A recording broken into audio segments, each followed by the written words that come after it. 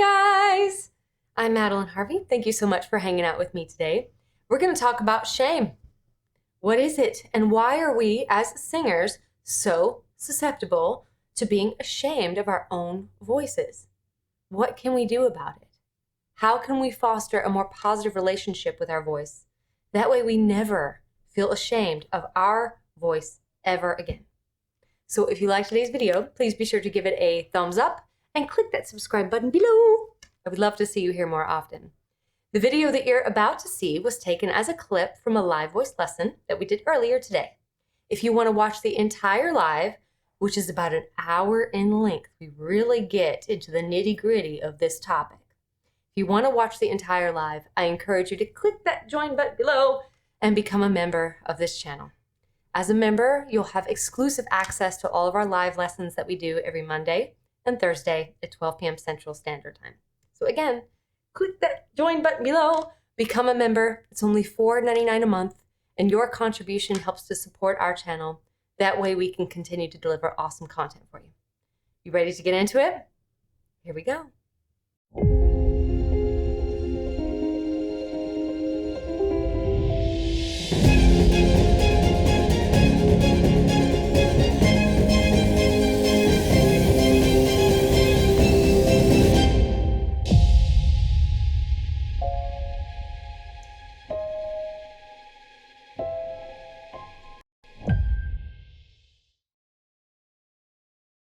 Hi everyone. I hope you're having a wonderful day. Thank you for hanging out with me today. We're gonna dive deep and talk about shame as it relates to the voice. It's very, very important to me because the voice is controlled by your nervous system. So what does that mean? What exactly does that mean? Well, it means that any emotional, intellectual responses that you might be thinking about or that you may be feeling are going to inform your voice and what your voice does next. So I wanted to take some time and explore the idea of shame with the voice. Why are we so embarrassed? Why are we so ashamed of our voices? And what can we do to remove the distraction of shame so that we can get down to the nitty-gritty, to get down to allowing you to have a more supportive role over your vocal development so that your voice can really emerge. How does that sound? I'm very excited about those things. But I just want to say, because I saw that we have a couple new members joining us today. So welcome. We're very glad that you're here. We're all about building a family and a community where we can explore our voice together. We do these lives every Monday and Thursday at 12 p.m. Central Standard Time. So we hope that you'll be able to check us out, spend some time with us, and continue our learning and our growing. So, alrighty. Okay. So I just want to say that as a voice teacher, one of the things that I see the most often is people having this almost moment to moment or note to note lashing. It's almost like they're punishing themselves note to note when they sing, if we're in a lesson together. And later on, if I ask them, like, how did that feel? They'll usually say something like, it sucked. It's like there's this high level of anxiety and almost hate that they have for their voice. And, when I ask them about it, what didn't you like about it? Usually they'll go, I don't know. I just hate it. I just hate the sound of my voice. And there's just that complete rejection and that complete abandonment that comes from taking a chance, showing up in front of someone, and then just feeling on some level that you were disappointed, right? So I see that the most often in lessons. Almost every new student will go through something like that. And it got me thinking, of course, like I had my own element of shame with my voice. So I want to get to the heart of this. I want to get straight to the heart of this and figure out, what can we do? What can be done about this? Do we just overwork our voice until we're just vocal technical robots? I don't think so. But what's it going to take for us to remove the element of shame? Well, let's define it. What is shame? What exactly is shame when it comes to your voice? Why would you be ashamed of your voice? Now, I just want to encourage you guys, because we have the benefit of everyone on the live right now, but later on, all of your comments could nurture and guide those who will watch this live later on into asking the same kind of questions that you may have. So I want to encourage you to be very active in the comments, because we can unpack this together. I think that shame is a punishing response from your brain. Now, you may have legitimate reasons for it, but nevertheless, it's a response from the brain that seeks to punish. It seeks to ridicule and punish, primarily because it's trying to have a sense of power over you. Now, hear me again with that. I think shame is a punishing response that is seeking to have power over you. Because what do when you feel shame? You stop. You just stop. You stop. You hide. You retract, right? So I do think that there's an element that your brain might be trying to use shame as a mechanism to get you to stop. Because maybe singing is dangerous. Right. It's very scary and it's dangerous. Even if you're alone in your house with yourself, it's dangerous because you could hear it and you could punish yourself and you could reject yourself and you could lash out about yourself. And I do think that your brain is trying to keep you from experiencing that kind of pain, right?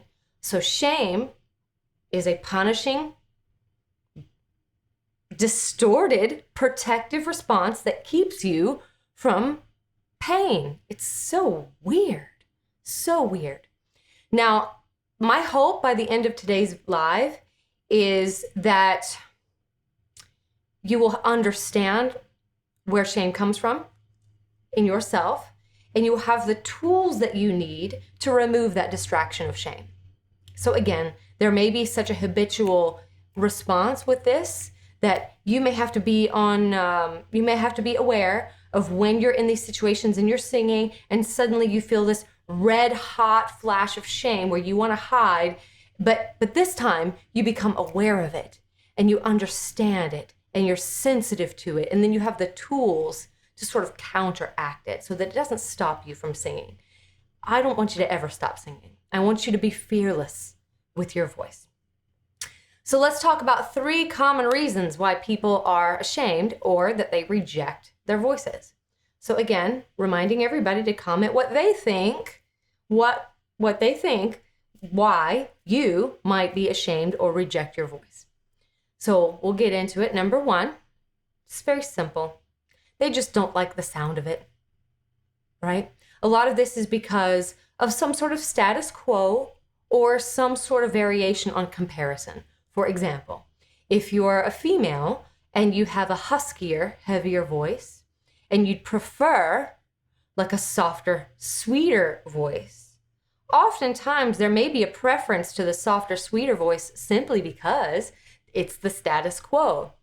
You think, well, I'm supposed to have a softer, sweet voice because, I don't know, it's what everyone tells me I should have, or that's what's appreciated as being more feminine. Or if you're a guy and you have a lighter, thinner voice and you want a deeper, darker voice because you want to emanate that authority and that power, or simply because maybe you're singing in a group and you hear someone's voice next to you that sounds really good and you just wish your voice was like them. Yeah, it's just simply, I don't like the sound of it. I don't like the sound of my voice, so therefore it's something I'm embarrassed about. And maybe you have a very unique voice. Like think about Kristen Chenoweth, for example. Her voice, if you don't know who Kristen Chenoweth is, she's like a Broadway actress who has like a very voice like this. It's very young sounding and very light and it's like that.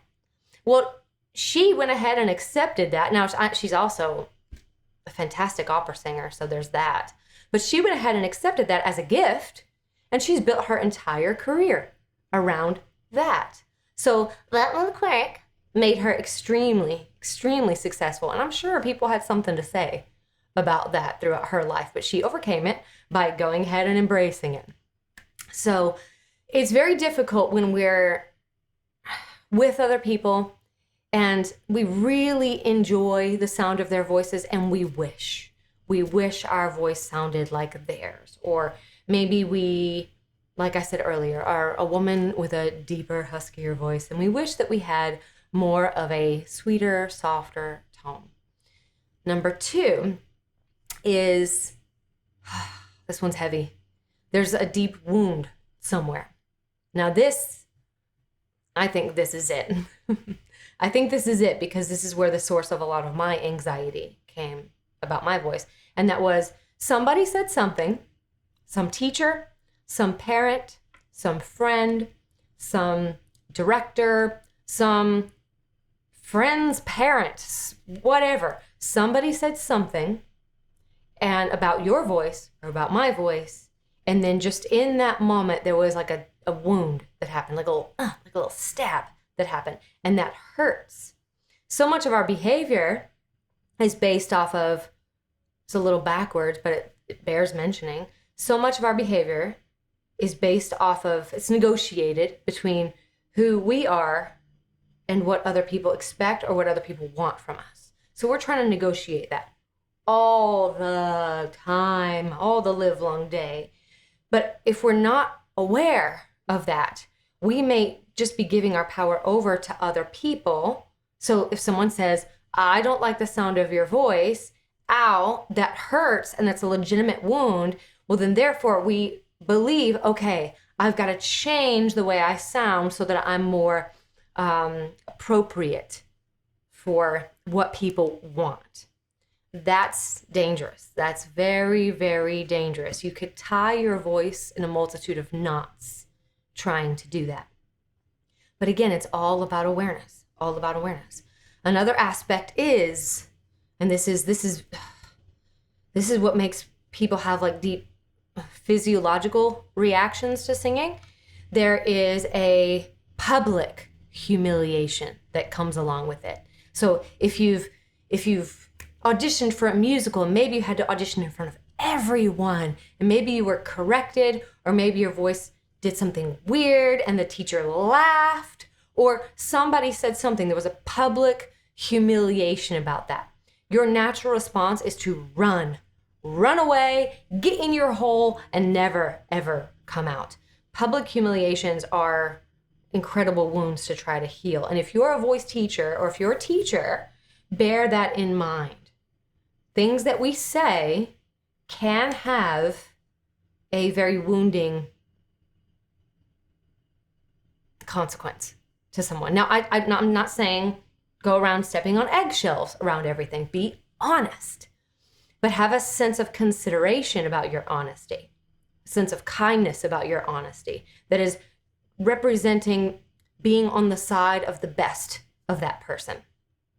Okay?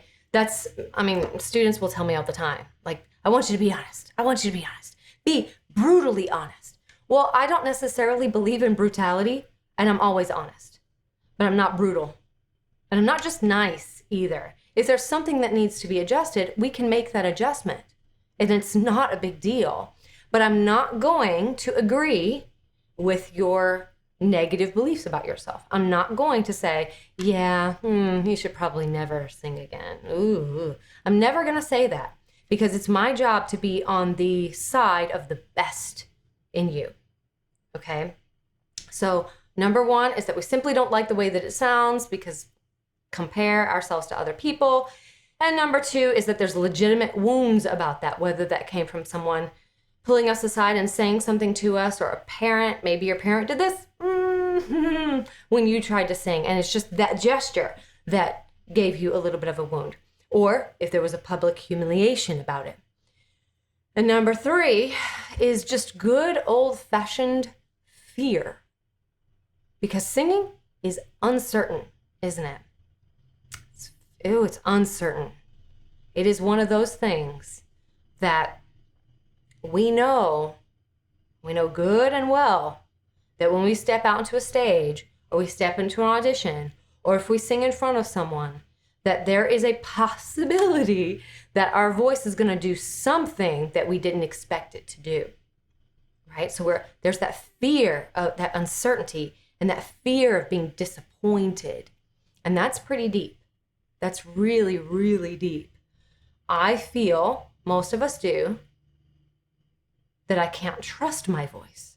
Therefore, I have to over-exercise my voice, or I have to over-technique my voice, or I have to control every little thing I do with my voice, because then I can trust it. No, no, no, no, no, no, no, no, no. Your voice is controlled by nervous system. That means that what you think, what you feel, is going to come right out your mouth, right? So even if you have a little bit of fear, or you've got that bearing down, trying to control, people are going to feel that. They're going to intuit that. That's how we listen to music. We don't just listen. We don't just listen. If we did, I mean, some people just have critical ears because maybe they're a songwriter or producer, or maybe they're a singer, or maybe they're just a critical person. But hardly ever do we listen to something and go, ooh, yeah, I wouldn't have put reverb right there. Ooh, that really takes away from the moment. Or, somebody like fades much. You know, it's like you wouldn't analyze a production. You would just sit back and listen to it and kind of absorb it. Yeah. Right? So when we carry that energy of, I need to bear down and control everything I do with my voice, people feel that. They feel that as anxiety because they're picking up on your anxiety. We want your voice to be free to behave in ways that reveal what you think, what you feel, who you are, rather than shut all that down for the sake of control. We don't want that. Okay? Now, I know I'm going right along, but I just want to say one more time. Number one, you just don't like the sound of your voice. We'll work on that. Number two, there's a legitimate wound there. Maybe you were embarrassed, or maybe you wanted to sing to get love and then it didn't work. Just didn't work. And number three, what was that again? Good old-fashioned fear. So, did I miss anything? Or was that pretty thorough? I've been giving this a lot of thought because this topic is very important to me. If you can imagine how much energy shame takes up in our minds. You know how sometimes we have computers? You know how we have computers? Of course, you know how we have computers. We're meeting on one right now. But have you ever had multiple pages open and one is drawing out significant energy? It makes everything slower. And sometimes it can cripple your computer because of that one thing that's drawing too much energy. It's like that's what shame is. That's what embarrassment is. And it totally has control over us. We're at the mercy of our shame. And I just want to make us all aware of that so that we remove it as a distraction. Okay? We don't waste any more time. We close down that window and we can get our speed back in our computer, our energy back. We can be more whole within ourselves. So now that we've said what these elements are, what could possibly be the medicine for them? Because they seem pretty universal. Like everybody doesn't like the sound of their voice. Even very successful musicians have to really, really, really work on this. Everybody has wounds. Everyone has wounds specifically related to a voice, just simply because you're not going to be everyone's cup of tea. And sometimes people feel like they just want to knock you down a peg because it makes them feel better. So there they go. And they created a wound. Sometimes they don't feel bad about it because, again, it makes them feel better. They don't want you thinking you're all that, being all free and happy in who you are. So they've got to knock you down a peg or two. I'm speculating, of course. I'm not saying this is true for everyone, but if you have relatives like that, I'm sure you know what I'm talking about. Sure, you know what I'm talking about. So And yes, and yes, and yes, we are all desperately afraid of the unknown. We all know that if we sing a song, if we step out into a stage, man, something could happen. My voice could break on a note that it never really broke on before. Or, I don't know, the sound could mess up. Something could happen that could knock me off of my balance. So what is the medicine? We've got 4 things that we can do. Then the first one is you've got to treat yourself like you are someone that you legitimately care about. Fact. You've got to start treating yourself like you are someone that you legitimately care about, which means that you have to take an active, nurturing role in your singing. Instead of just punishing yourself or panicking or abandoning yourself, you actually meet yourself in that moment and go, you're all right. You're all right. Let's figure this out. Okay, calm down. And it's very interesting, and I'm not saying this to be funny, like haha. This is a part of developing just sort of overall emotional health, is we've got to have those responses that are nurturing.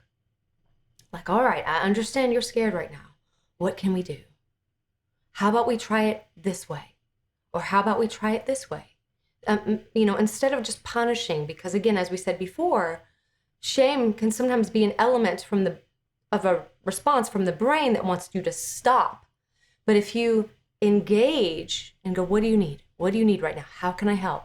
You have that as a coping mechanism, then you can be productive in the face of all that sensitivity and all that anguish and anxiety. You can pick yourself up and you can be productive. It's a lot like a baby that's learning to walk. They're like a mess, aren't they? They've got no sense of sense. There's no sense of balance.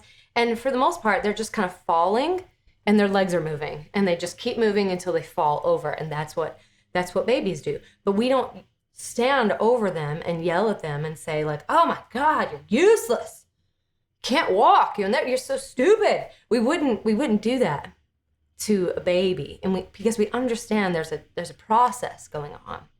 So even if you've been singing for a very long time, but you've never considered the emotional aspect of singing, or you're completely new to singing, get in touch with that part of yourself that wants to encourage you, that wants to nurture you.